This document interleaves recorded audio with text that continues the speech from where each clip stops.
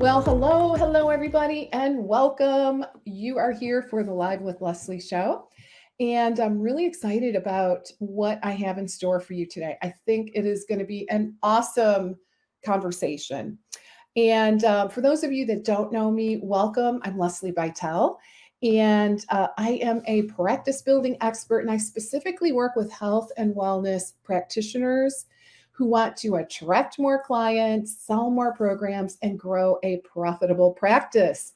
And I'm so excited about today's show. I have Carrie Dennett here from Nutrition by Carrie. And you'll see for yourself, Carrie is awesome, very successful. And so today we are going to talk about the hidden benefits of being a multi passionate entrepreneur or solopreneur, and really taking a deeper dive into why having multiple irons in the fire can help solopreneurs pivot in this post pandemic economic climate. So I really think it's a timely topic, and I think you'll find it really interesting and full of solutions. So that's always our goal, right? Is to make things a little bit easier for you.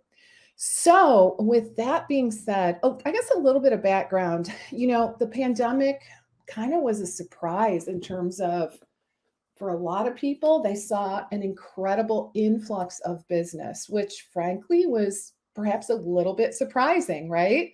We didn't really know what to expect. And, but very interestingly, just how that impacted, the market and client behavior. So now, in some cases, we're starting to see a leveling out in some businesses, and some are even seeing a little bit of a dip. So we just wanted to address that head on today. First of all, to let you know that if this is you, you're not alone. And secondly, to share some thoughts and ideas that we have to help you to move forward. All right. So without further ado, let me introduce to you the one and only Carrie Dennett. Hey, Carrie, how are you? Hey, I'm good, Lesli. Good. I am so delighted to spend some time with you. Like I was saying before we hit that go live button, such a treat. So I'm delighted, and this was such a good topic, and I think again just so very timely in many aspects. So give us a little. Well, let me back up. Tell us a little bit about yourself, because I'm pretty sure I probably have a few people on this call today that maybe don't know you. So give us a Probably. little bit of your story and what you're up to, what you're doing, a little bit about your business. Yeah, well, just my quick background is I was a journalist before I became a dietitian about 10 years ago. And so, now I do both. I have a virtual private practice, which I actually started before the pandemic. I must have been psychic. And I also do a lot of writing. I've had a weekly nutrition column for the Seattle Times for like 12 years, which is amazing to me. I actually started it when I was still in grad school. And I write for Today's Dietitian and other publications. So really, those are the two parts of my dietitian world, the seeing clients one-on-one and the writing. Great. So you came to the table with a very significant skill set, and that is journalism. So what a great combination. Yeah, I enjoy it. You And must have had a magic ball, right? Um, right.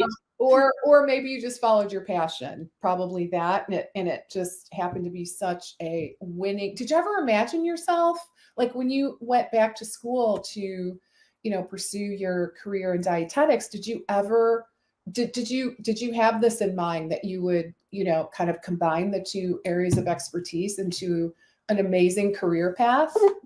A little bit. I think one of the things that prompted me to go back to school to become a dietitian was that I kind of had moved from doing newspaper journalism into healthcare copywriting. Mm. And I kind of realized I wanted to be an expert. I wanted to be a nutrition expert.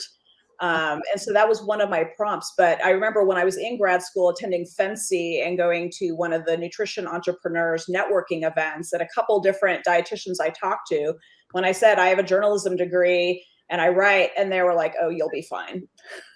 Exactly. Yeah, it's such a phenomenal combination.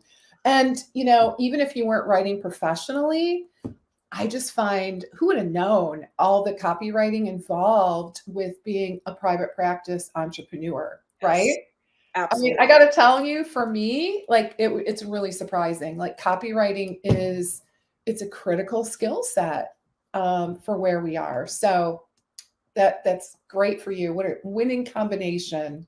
Mhm. So, all right. So let's dig into our topic today. I think, again, this is so perfect. And I'm glad that we're just going to delve into what you're seeing. And again, most importantly, really try to uncover some solutions. All right. So, what changes did you see in your private practice during the pandemic? Yeah, well, fairly early in the pandemic, I started getting more requests for discovery calls and my client load started to increase. And I always kind of held a cap on how many private practice clients I wanted to have because I did do so much writing. Mhm. But especially when we got into 2021, it got to the point where I was seeing double what I had set my patient cap at. I mean, Yeah. it was crazy. I mean, the flood of discovery calls coming in, and even though I wasn't converting every single one, I was converting a really high percentage of them. And that really continued through the middle of last year, so the middle of 2022, and then things just kind of dropped off. It was like interesting. Wow. Okay. And this, did you say the middle of 2022? Yes. Okay. So like June-ish of last year. Yeah. Okay. And were you able to diagnose like where maybe the disconnect was? Um, to the best of our ability, I think it's really good to look at your analytics. And I know your husband is an amazing web developer. I'm sure he looked at your analytics, or maybe you both did. Mhm. Just curious, like what did you observe as kind of the root cause? Yeah, no real change in analytics, so that wasn't it. And, I didn't really think too hard about it, and because my mindset was like, well, January, even though I work in a weight inclusive anti-diet space, I still traditionally would get more clients around, January because all the diets are being advertised, and Right. even if people don't want to go on a diet, they are feeling a little bit of angst. So I Yeah. thought, Triggered, right? January, They yeah, they see all these yeah, I'm sure yeah. it's very triggering. And January was still crickets. And so, I'm involved in a number of dietitian groups, and I kind of brought this up, and I found that other dietitians, including ones in my niche, were seeing the same thing. Okay. So I'm like, okay, it's not just me. And, we've speculated about what it is. I don't know that anybody's been able to put a finger on it. Mhm. Certainly, our post pandemic world has opened up more. I mean, Mhm. not that COVID isn't still out there, but I think we're pretty much post pandemic. Maybe people are spending more money on travel. Right. Maybe people are, especially for people in private or in virtual practice, maybe people are zoomed out. Um, there's we've speculated, but nobody can 100% put their finger on what the Hmm. difference is. Okay. Okay. Well, I think one of the key takeaways is, again, if you yourself, my audience, if you guys are seeing a little bit of a lull compared to where you were before, I think an important note is it, like a lot of times we'll kind of blame ourselves, like, oh my God, people they don't want what I'm offering anymore, right? Will kind of even take it personally. I mean, Absolutely. and it's understandable.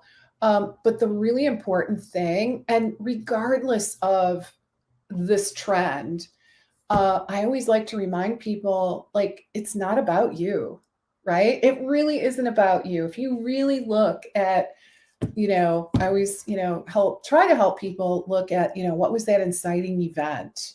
And what you're describing isn't like an event, it's more like a period of time, right? So it's Mhm. not like it was a thing that happened, like, oh my gosh, I got, 3 no's on all 3 discovery calls I had this week, right? It's not that. Um, but regardless, we want to look at, what was the event as much as we can wrap our minds around what is causing us that angst and that anxiety. And then, what story are we telling ourselves to try to explain that situation? And a common story is, I must not be good enough. People don't want what I have, right? I don't know enough. And so we want to really examine that, right? And reframe. I think the reframing process is critical. Yeah, and I think something that's helpful is, hopefully all of us are collecting testimonials from our Yes. clients, or even if our client doesn't give us a formal testimonial, we when we finish working with them, they say nice things. It's like to look back and it's like I have helped people. It's like that's undeniable. So it's like, yeah, it's not me. I think as dietitians, we have to kind of resist the fix it impulse with our clients. And I Yeah. think we have to also kind of resist the idea that something is wrong with me and I need to fix myself. So Agreed.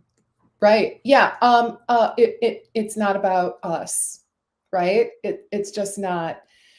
Even if you were to get 3 no's in a row, it's still, I mean, of course, we don't want to put on our rose-colored glasses and, deceive ourselves of reality, but, really for the most part, like we do our best.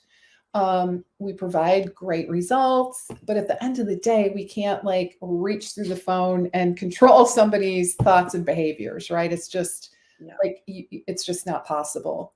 no. So Yeah. I think we can get curious and kind of look at, is it something yeah, about how I'm counseling or what I'm doing? Is it? And then like kind of check that against the facts, which is again, love that. testimonials are definitely a fact that supports how well we're doing what we're doing. I love that. Approach it with curiosity versus judgment and assumption, right? That's so Mhm. important. Yeah. Okay. So I'd love to. Let me see. Let's look at the comments. Let's see. Oh, Women's Nutrition Clinic. Hey, Eleni. So Eleni says, I also saw a very busy load starting in COVID, then noticed big change starting in September. So kind of around that same time frame, right? So it is helpful to hear more perspective on these trends. Yeah. Do you have any thoughts on what that's about, Eleni? I don't know if, like if you've been able to do any diagnostics on that. And again, one of the things to look at is, is it the number of leads that has shifted? Is it your closure rate? Are you getting on the phone with people? And then they kind of, get scared and end up saying no, or I can't afford it, or now's not a good time. I'm curious as to what you're seeing. Okay. So kind of looking at this then, so you started to see some shifts. And again, things were going gangbusters, like you were actually having to put a limit around the number of clients, and especially the number of private clients you were seeing. And I do remember that. So how did you feel about, these shifts and changes?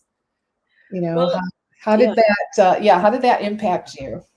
At first, I felt a little bit of relief because I think, especially as 2021 merged into 2022, I was flirting with burnout. I was not at burnout, but I definitely was feeling a little crispy around the edges. So at first, it was like, It's a good way okay, to put it. yeah, this is kind of nice. Yeah. And then I started to kind of worry a little bit, but then I was like, hold on, I can't control what other people are doing. It's like, well, what can I do? And that's where I kind of saw an Mhm. opportunity to do some of the things that I frankly didn't have time to do when I was seeing, for what was for me an elevated client load. And one thing I did mention earlier, some of us have been speculating that I think concerns about the economy, the talk about Mhm. food prices going up Yeah. and recession and inflation, even if it's not directly impacting people, could kind of create fears about Sure. spending money that isn't essential. Right. One of the things I did is I've been wanting to start a subscription membership program for a long time, Yay. as a lower cost offering. And so I finally did that. It launched in February. I don't have a ton of people in it, but it's growing.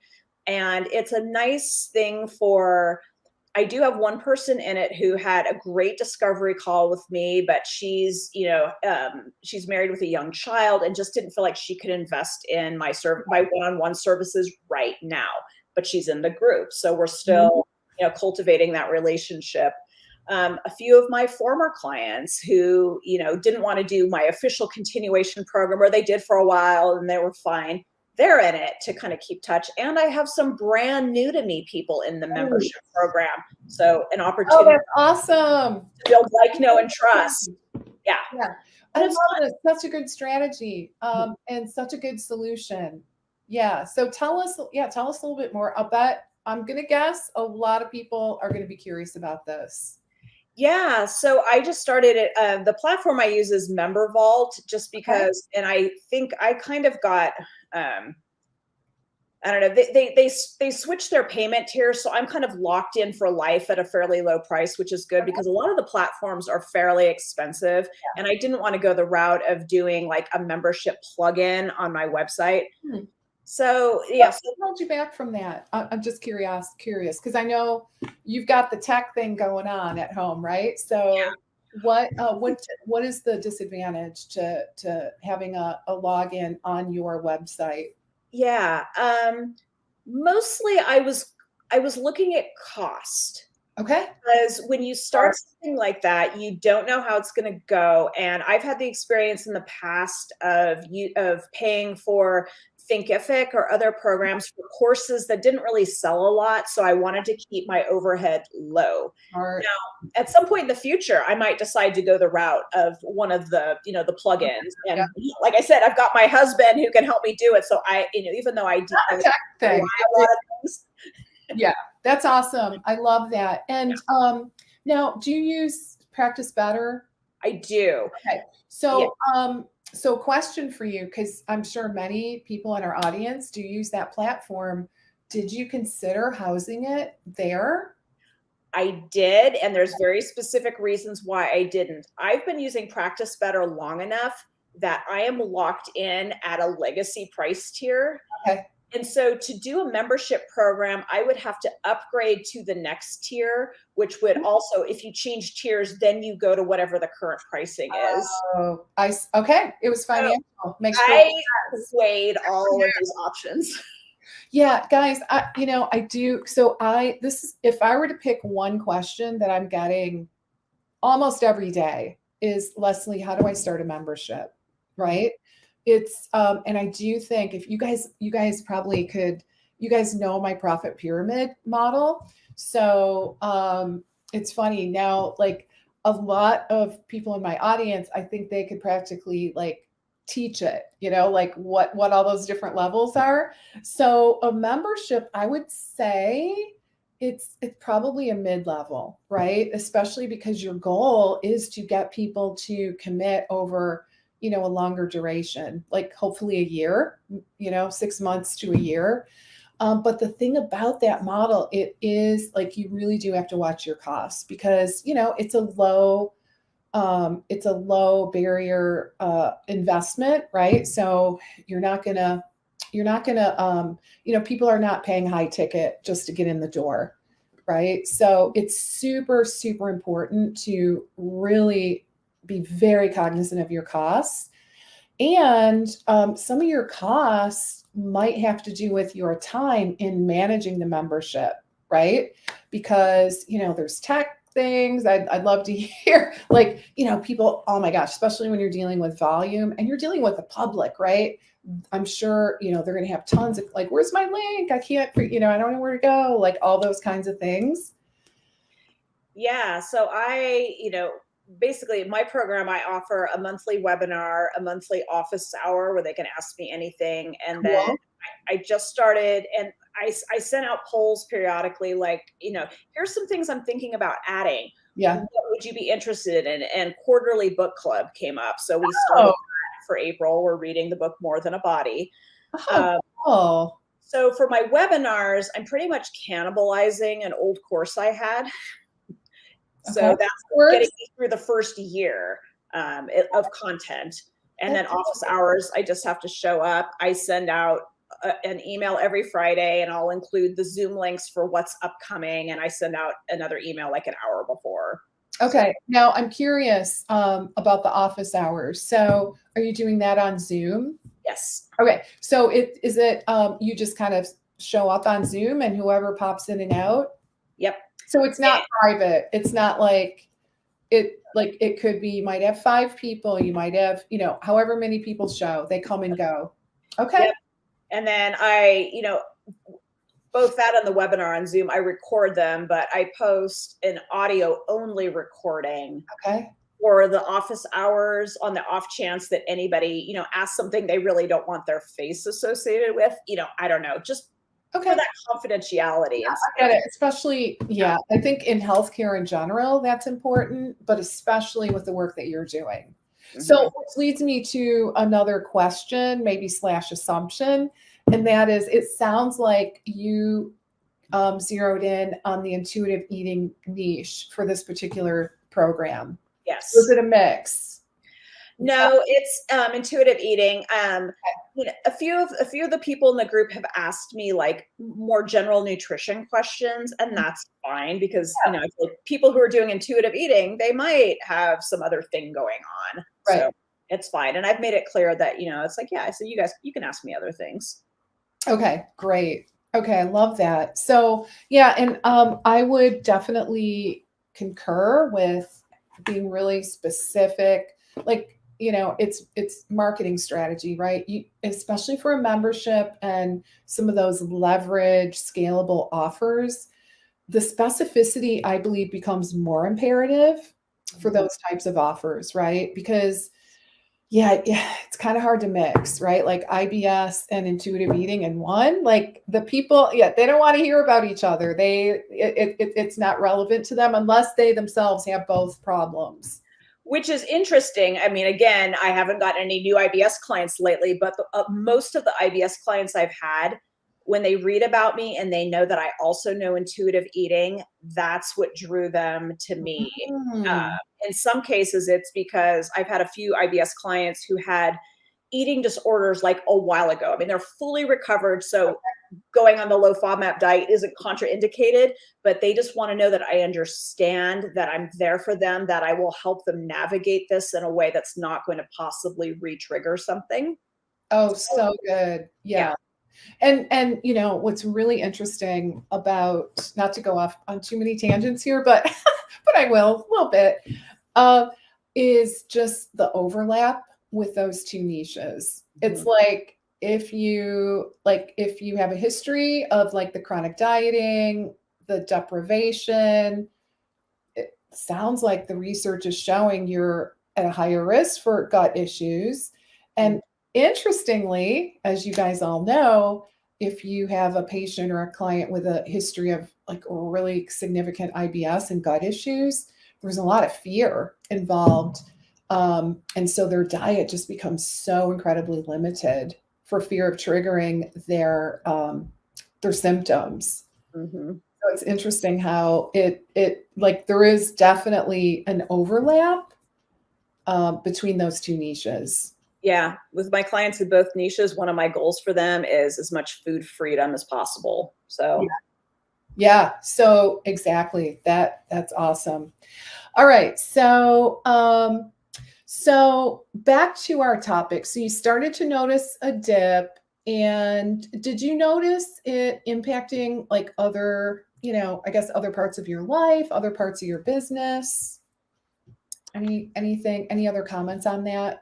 Not really. I mean, I guess one of the things I did when I kind of saw that this dip wasn't just going to last for a month or two, and I had no way of predicting, because alas, I do not have a crystal ball, couldn't predict how long it was going to last. I was like, all right, well, what are my other income streams? It's like, I've taken more writing assignments. Like I think many months for Today's Dietitian, I write 2 articles for them instead of one.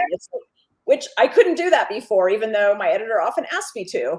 It also cleared space. Something I'm super excited about is I created a course on mindful eating. It's going to be an Audible original. Oh, wow. by the company's Wondram, which used to be known as the Great Courses, which I think a lot of people have heard of. And Yeah. so they kind of have a thing where they produce some things for Audible. So it's all recorded. I wrote it, scripted it, recorded it in a studio, and hopefully it'll be out. Wow, that's exciting. I didn't even know Audible had courses.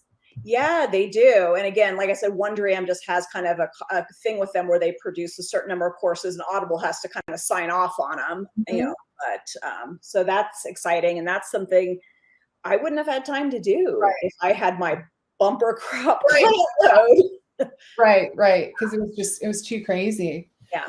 Um, so what would you say has been different as we moved, if you were to kind of encapsulate what's been different as we've moved away from the height of the pandemic? My takeaway so far is that we're not really able to put our finger on it. Is there anything else you'd like to add? Yeah, no, I think you're right. Not we can't put our finger on it. I mean, human Yeah. behavior, as we know, is a tricky thing. Yeah, and just consumer behavior in general. Yep. So, all right. So in terms of solutions, so guys, we're gonna move into solution-based ideas at this point. I mean, one solution is, I mean, you guys have been hearing me preach this for probably years now. Multiple streams of income, right? It is so important now, more important than ever, right? We need to provide a variety of different entry points for our clients. Case in point, Carrie's membership, right? She's Yes. starting to notice a little bit of a drop. And instead of kind of becoming paralyzed with fear, she said, what can I do? What can I do? The first thing was, since she already had a writing career, accept more writing gigs, right? But Mhm. not all of us have a side hustle writing, right? That's another topic. Carrie and I talked about, well, maybe on another Facebook Live, Carrie would be willing to share some tips on that. But another solution is, really look at your offers and look at how you can build out your profit pyramid, right? PS, I am going to be offering this, just a little sidebar, just decided yesterday at my team meeting, we are going to be offering a lucrative course blueprint live this spring. So stay tuned. It is right around the corner. I'm going to teach all the classes live this year, and I'm going to include 3 like Q&A and coaching calls. So it's going to be really super robust. So that is around the corner.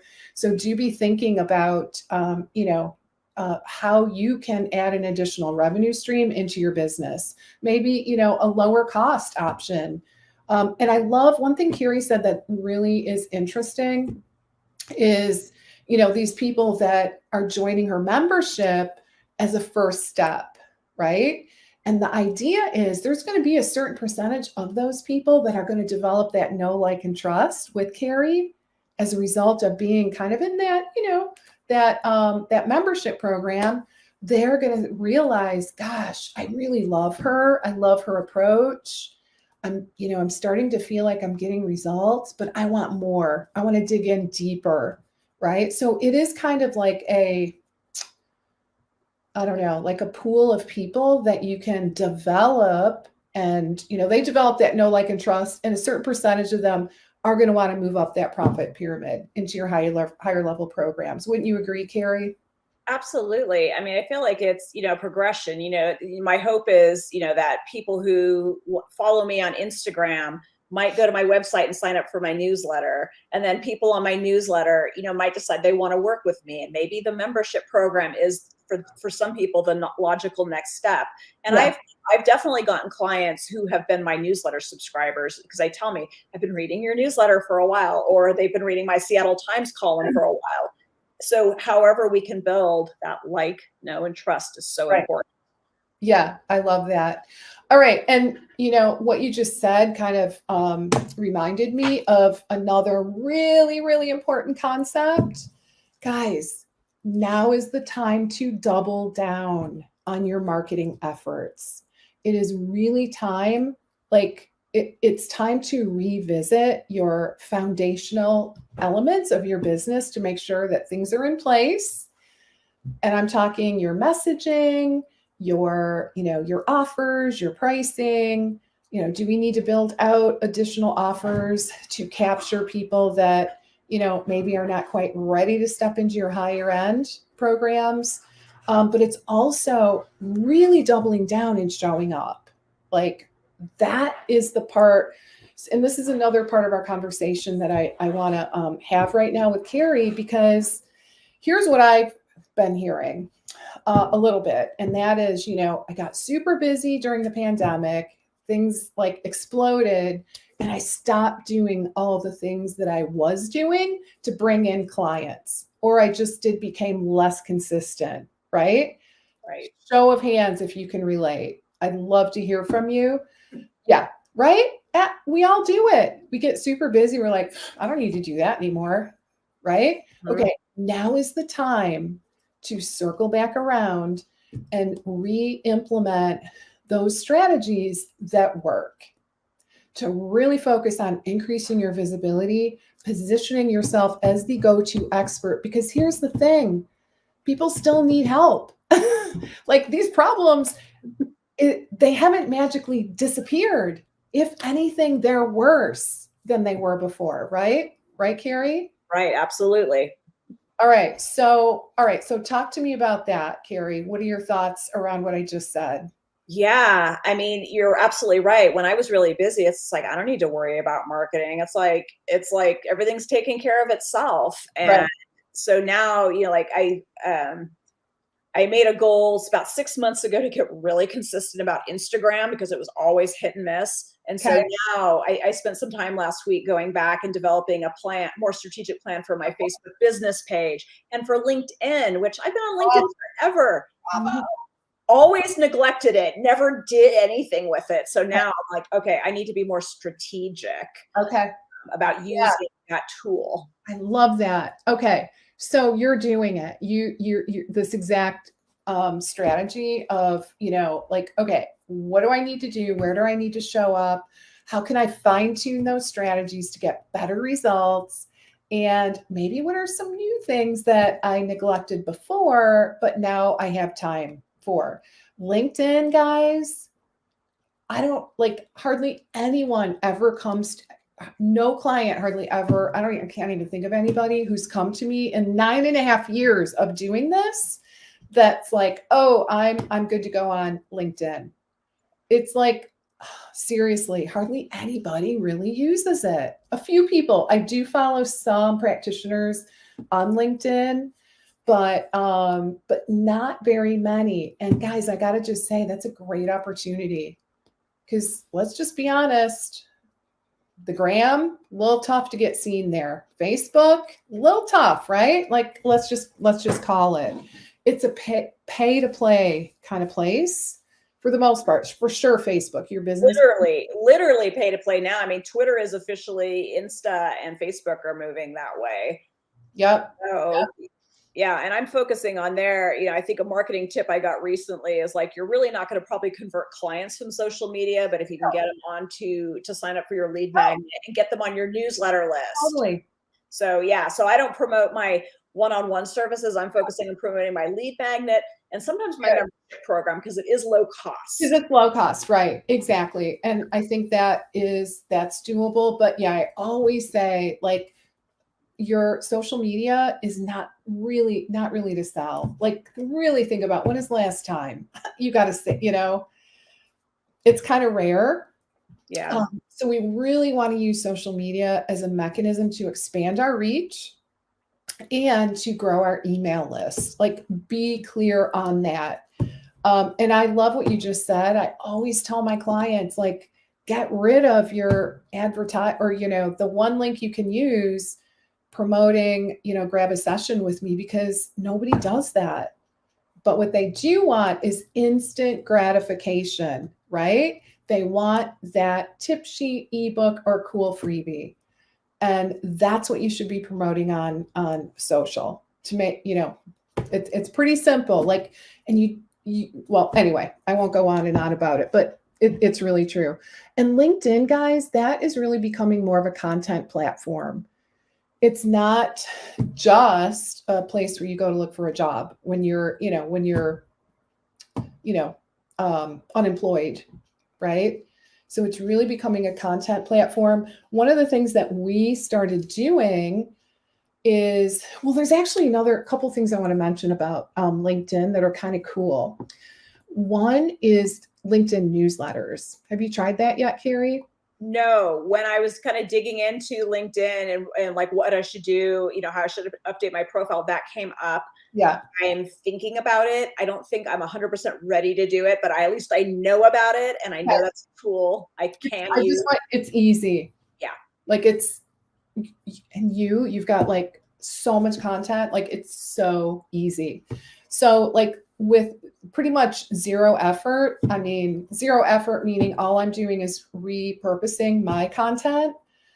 Yeah, I mean, I think I last time I looked, I had 900 new followers. Just and Wow. we're talking, I do nothing except just post and but specifically for LinkedIn newsletters, Mhm. right? Yeah. Super easy. Now, here's the other thing that I want to mention with LinkedIn. So, one of the things that I found really intriguing with LinkedIn is I had heard that if you publish on LinkedIn, and I think that just meant newsletters, although it might have been that publisher feature as well, that it was searchable on Google. Okay. I'm like, that sounds great. I got to see it to believe it, though, kind of thing. Because I just kept hearing that. And then this actually was just a few days ago. I did a quick search for somebody. I was like, well, let's go online and let's just see. Lo and behold, the first thing that popped up on my Google search was a LinkedIn article that someone had written.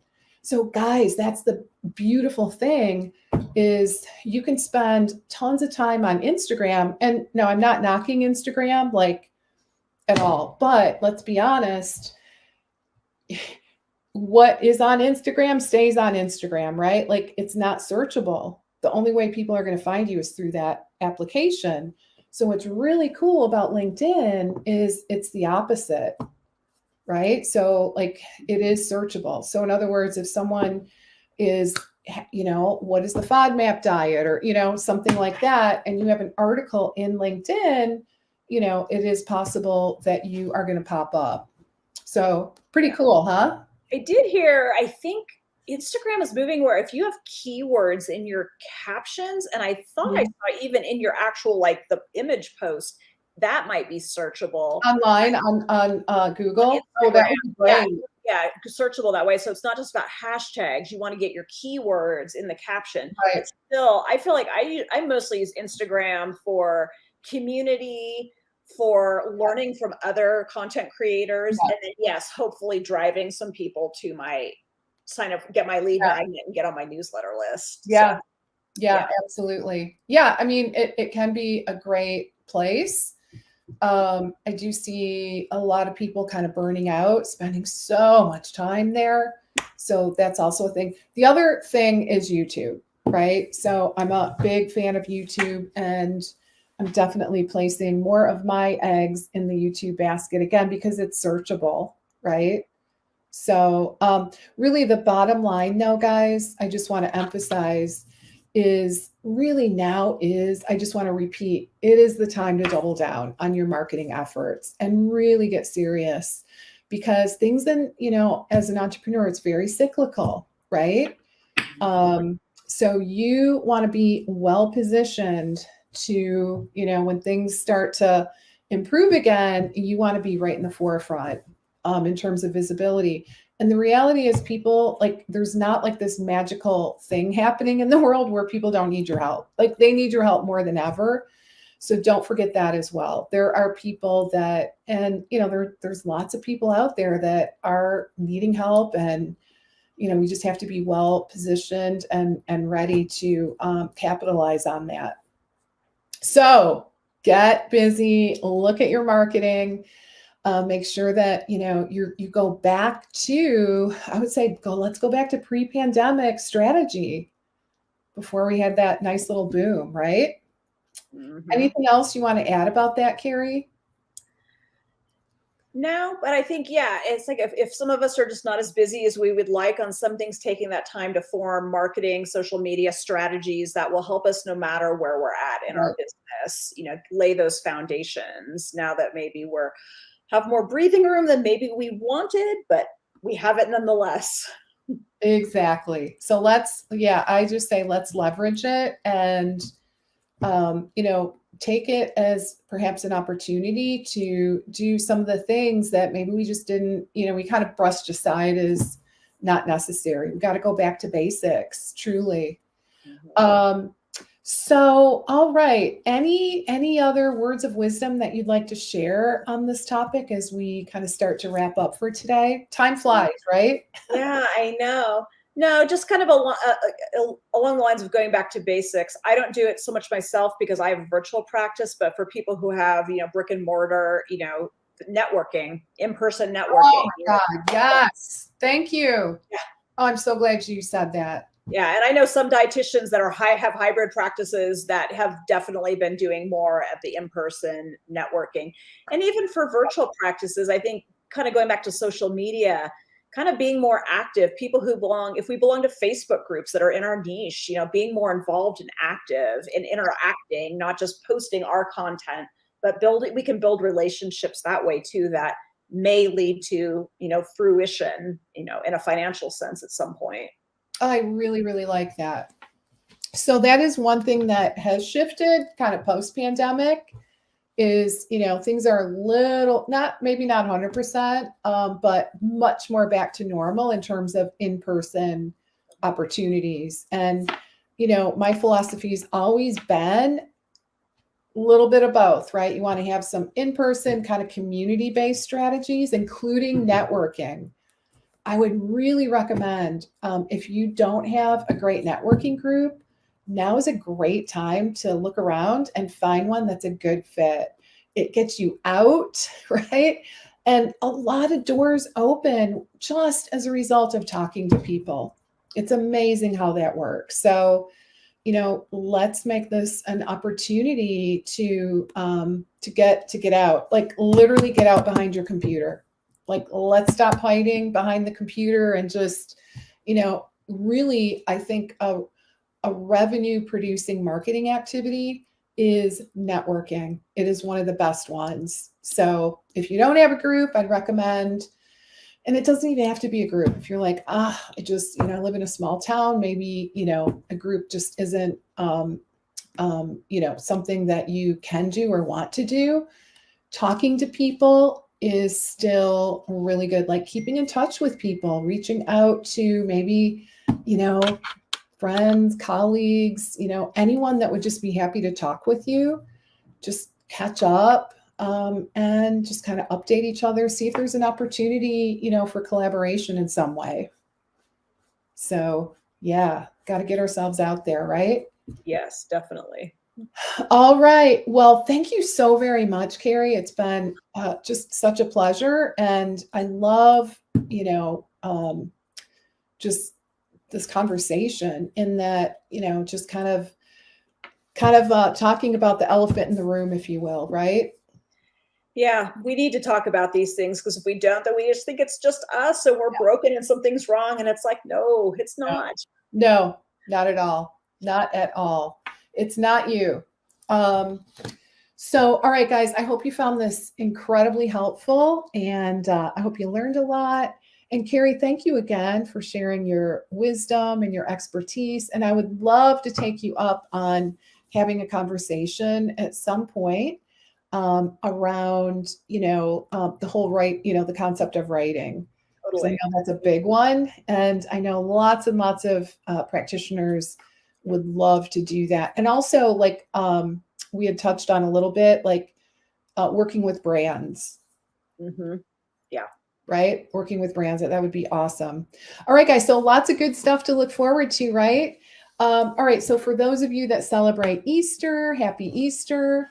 And I will look forward to seeing you all back here, same time, same place next Thursday for another Facebook Live. All right. So take care. Have a wonderful weekend, and I'll see you next time. Bye for now.